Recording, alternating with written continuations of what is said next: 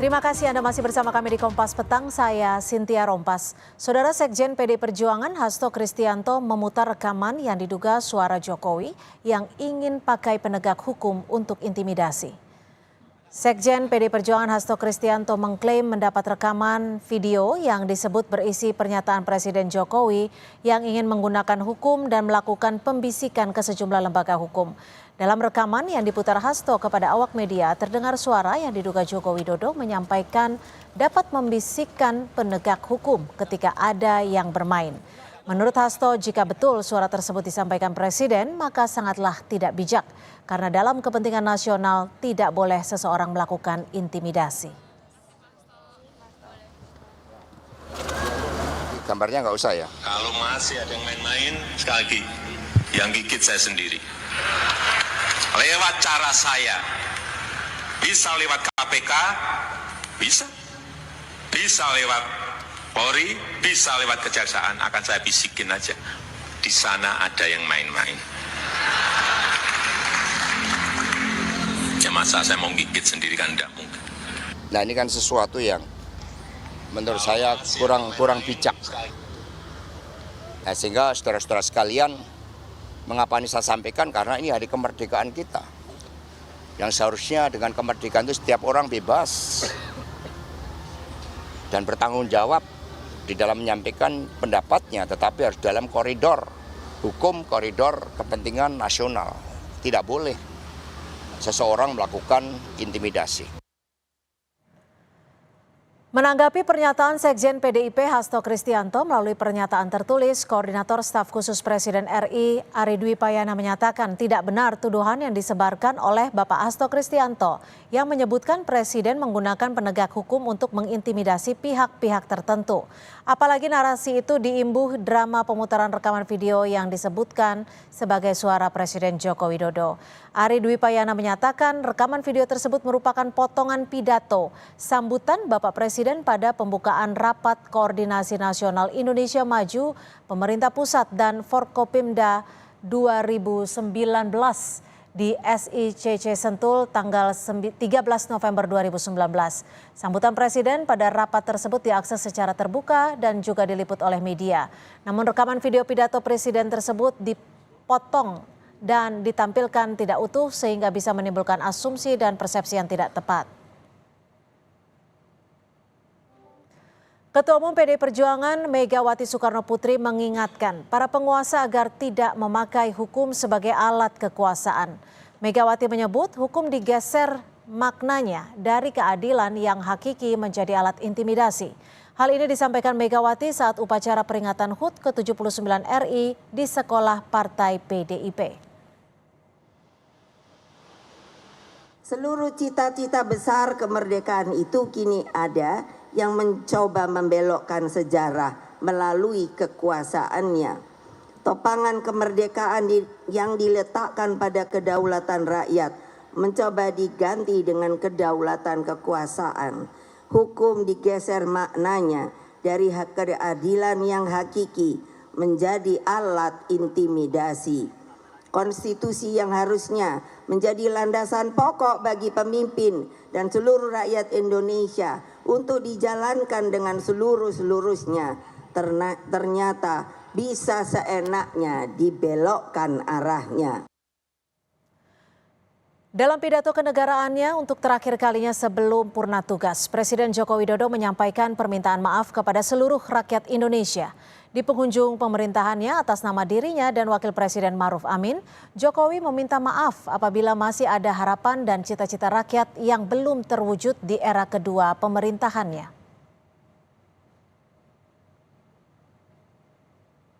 Mohon maaf untuk setiap hati yang mungkin kecewa, untuk setiap harapan yang mungkin belum bisa terwujud, untuk setiap cita-cita yang mungkin belum bisa tergapai. Sekali lagi kami mohon maaf. Kami mohon maaf.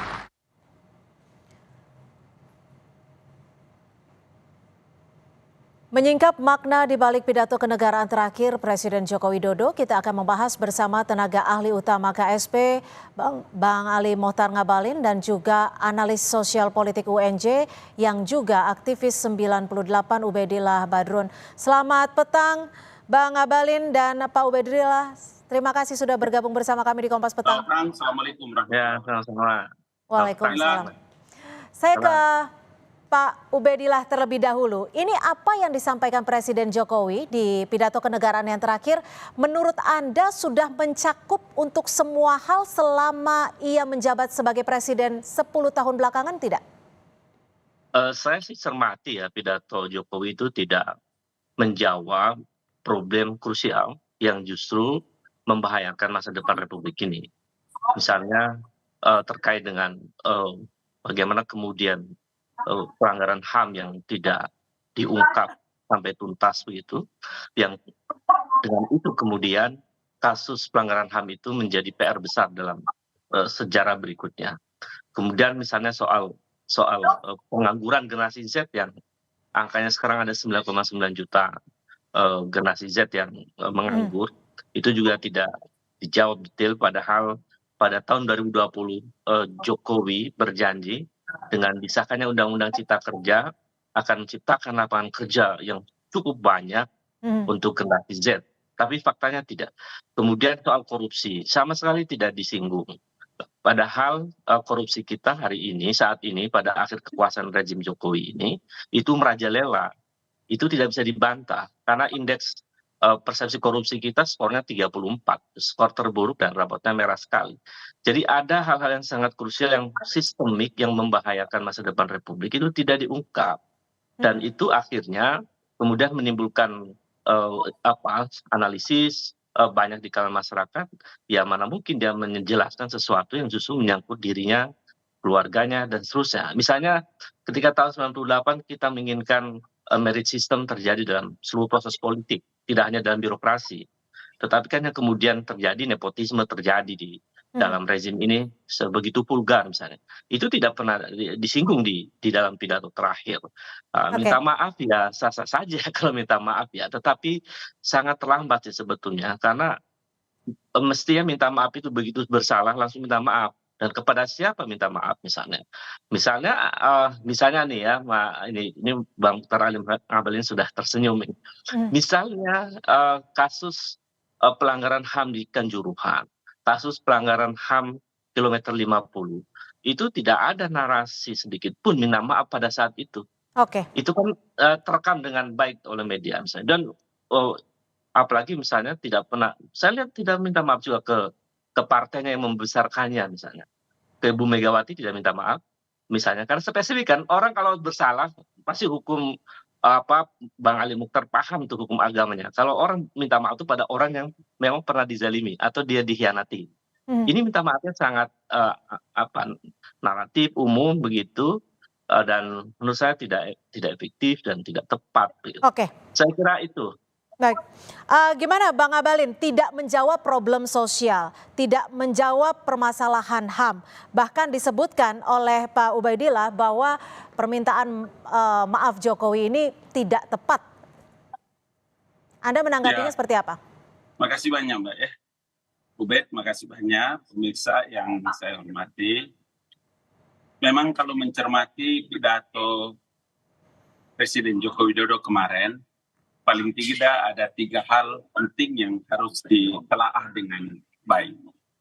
Pertama, tidak ada dalam sejarah Republik Indonesia dari presiden ke presiden itu ada pidato presiden, sebutlah seperti Jokowi kemarin itu pidato terakhir di parlemen itu. Kalimat yang paling penting untuk harus dicermati itu keluar dari mulut Presiden Joko Widodo dan Kiai Ma'ruf Amin, kaitannya dengan apa? Wal afina anin nas wallahu yuhibbul muhsinin. Manusia itu bukan manusia sempurna. Manusia, yang namanya manusia itu punya keterbatasan, kekurangan, kehilapan dan kehilapan. Jokowi sadar itu. Sadar bahwa 10 tahun itu bukan waktu yang panjang, waktu yang pas waktu yang komplit untuk bisa menyelesaikan semua perkara. Karena itulah saya mau bilang bahwa begini, Ben. Saya mau bilang bahwa posisi ketika Presiden menyampaikan, inilah yang bisa saya persembahkan. Inilah yang bisa kami laksanakan. Inilah saya dengan Kiai Haji Ma'ruf Amin dan pemerintahan kami bisa kami persembahkan kepada bangsa dan negara Republik Indonesia. Pernyataan ini adalah pernyataan yang saya sebutkan tadi dalam Al-Quran, itu adalah konsep tentang posisi dan kedudukan manusia itu adalah ad-dha'if. Manusia selemah-lemahnya itu tidak ada lain kecuali hanya kalimat yang disebutkan dalam Al-Quran itu adalah wal'afina anin nas. Jadi kalau konsep ini juga menjadi protes, kemudian kita menjadi kritik, saya kira kita tidak terlalu arif. Yang kedua nih, ini yang saya mau katakan. Yang kedua bahwa mengurus Republik ini nggak bisa orang sesuka hati. Karena seluruh kebijakan-kebijakan yang diambil oleh pemerintah dan Presiden Joko Widodo itu berdasarkan satu keputusan politik. Keputusan politik itu adalah kesepakatan antara pemerintah dengan rakyat. Ya. Rakyat itu diwakili oleh Dewan Perwakilan Rakyat Republik Indonesia. Yang ketiga, kalau semua perkara Presiden harus menyampaikan permohonan maaf atau seperti kasus yang tadi disebutkan oleh sahabat saya, Ubed, di tol dan lain-lain, please, negeri ini dalam kasus hukum diatur oleh bidangnya. Dalam kasus politik diatur oleh bidangnya. Dalam segala hal, masih ada 2 bulan. Tempat di mana setiap seluruh aktivitas. Kami di kantor staf Presiden itu sedang mempersiapkan, seperti kemarin baru selesai KSP dari IKN, kemudian dari beberapa kegiatan-kegiatan yang lain, dari situ dan ini dan seterusnya. Semuanya berorientasi kepada apa?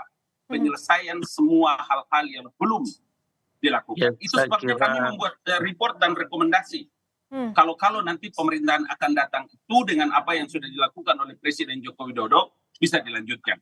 Isi pidatonya seperti itu yang saya ingin menyampaikan. Artinya kedudukannya sebagai manusia artinya hanya secara garis besar dong ya, tidak permintaan maaf terhadap suatu hal yang sempat dilakukan Presiden seperti itu. Dalam banyak hal prosesnya sedang ditangani kan, dalam banyak hal. Kasus-kasus yang terjadi hari ini kan tidak bisa timbang terima langsung diselesaikan kan, dan itu Ubed tahu dan semua orang tahu gitu kan. Jadi dalam posisi inilah yang saya kira mungkin gimana Pak Ubed? Apakah pernyataan Presiden Joko Widodo, permintaan maaf yang bisa dikatakan kedua kalinya ini, Pak Ubed, relevan dengan pencapaian kinerjanya selama 2 periode? Saya kira lebih banyak beban persoalan untuk masa depan Republik ini yang sebetulnya selama 10 tahun ini. Dan minta maaf itu memang menurut saya sih sangat terlambat. Karena kasus demi kasus selama 10 tahun bahkan 5 tahun terakhir itu menumpuk persoalannya. Jokowi tidak langsung segera minta maaf. Bahwa tadi Pak Mukhtar Ali Ngabalin mengutip ayat, itu justru persoalan di situ. Wal'afina 'anin nas itu kan manusia takwa memaafkan manusia lain. Tapi wallahu yuhibbul muhsinin, persoalannya adalah apakah Jokowi itu bagian dari yuhibbul muhsinin, yaitu orang-orang berbuat baik untuk negerinya, orang-orang yang berbuat baik untuk rakyatnya. Masalahnya problemnya rakyat sekarang menderita.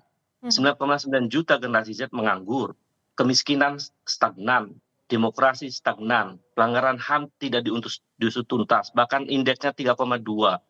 Kemudian dan seterusnya. Jadi mana yang disebut dengan wallahu yuhibbul muhsinin? Muhsinin itu kan berbuat baik untuk rakyat. Datanya menunjukkan bahwa terlalu banyak luka yang diciptakan oleh Jokowi sepanjang 5 tahun terakhir.